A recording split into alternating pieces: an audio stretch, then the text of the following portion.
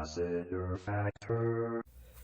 What's up, all my movie-loving maniacs? It's your boy Thankful B of the Lassiter Factor, and today I'm going to talk about Hard Eyes, which was released in theaters over the weekend, and I chose to go watch this over Love Hurts. So, let's review. So, Hard Eyes is about this masked serial killer known as Hard Eyes that goes around killing couples on the night of Valentine's Day in different states. And this year, he finds himself in Seattle and comes across this one couple that he assumes is a couple, but it turns out they are not. Allie and Jay is a couple that Hard Eyes mistakes for a couple, but Allie, she works for this marketing company, and then she comes across Jay, who is basically fighting for her job, but then he ends up taking her out on a date, and then she basically kisses him to make someone else she knows jealous, and Hard Eyes sees that, and we have our movie. Now, like I said, I chose to watch this over Love Hurts this over the weekend because I do want to see Love Hurts, but the critics are not being kind to it, and then I'm hearing nothing but good things about this, and plus the trailers kind of excite me, and plus I watch for who's in it, which is Olivia Holt and Mason Gooding, in which Olivia Holt, I've seen her in a couple of things here and there, Cloak and Dagger, for all you Marvel fans out there, and then Mason Gooding, I like him in the recent Scream movies, and then I come to find out that he is the son of Cuba Gooding Jr., which I'm just now realizing. And plus, I like a good slasher that takes place on a holiday. We saw that 2 years ago with Thanksgiving. But how do I feel about this movie? Well, I quite enjoyed it. But the ending, I'm a little mixed on.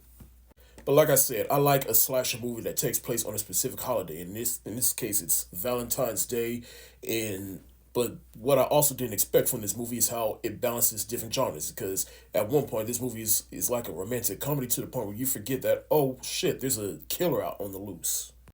And this movie is funny in its own ways because of how meta it is and pokes fun at the current dating pool right now. And I like how the main couple is basically a hopeless romantic versus a more cynical person. In fact, when they're on the date, at first she goes into this whole rant about the current dating pool, and as a single man, I'm like, yeah, I can kind of see what she means.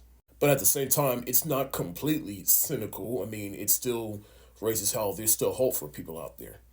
Now, Olivia Holt as Allie, we see her being cynical about the current dating pool. We see that reflected in her work. Because like I said, she works for this marketing company and she creates this commercial that is, I'm not going to spoil nothing, but like I said, it reflects her views on the current dating pool.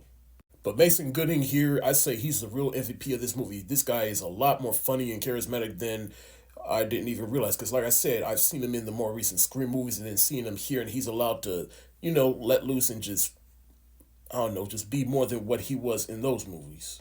I'm telling you, after seeing him in this movie, I want to see him in more stuff. I want to see him flex himself as an actor. Some more supporting cast, including Michaela Watkins, who plays their boss in the movie, and she's a character in itself in this movie. Gigi Sumbadu, who plays her best friend in this movie. She was also pretty funny in here. Then you also got Devin Sawa and Jordana Brewster in here, and they played two cops in this movie, and it's also funny because they also make a Fast and Furious joke in this movie right to her face, and I'm not going to spoil what the joke is, but when it happened, it had me bust out laughing.